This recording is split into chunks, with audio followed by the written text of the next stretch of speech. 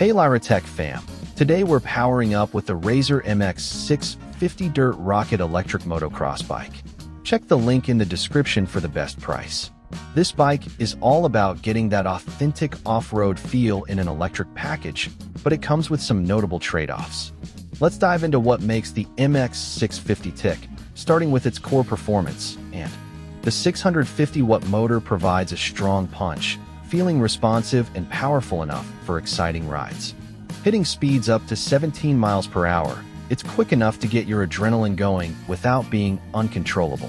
With its authentic dirt bike geometry and pneumatic knobby tires, this bike handles off-road terrain remarkably well, gripping where it.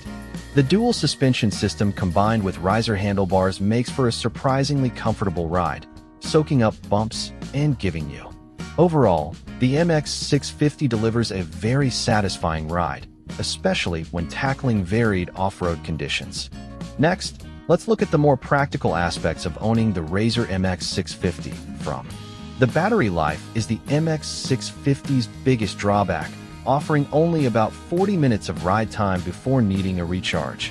Despite being electric, it feels like a solid machine with a strong frame, and its UL 2272 certification adds confidence in. At almost 100 pounds, this isn't a bike you'll easily toss into the car. It's quite heavy and cumbersome for. At nearly $700, the MX650 offers a great ride experience, but the limited battery life makes its value proposition A. While it's built tough and with safety in mind, the short battery life is a key. So, where does the Razor MX650 Dirt Rocket land?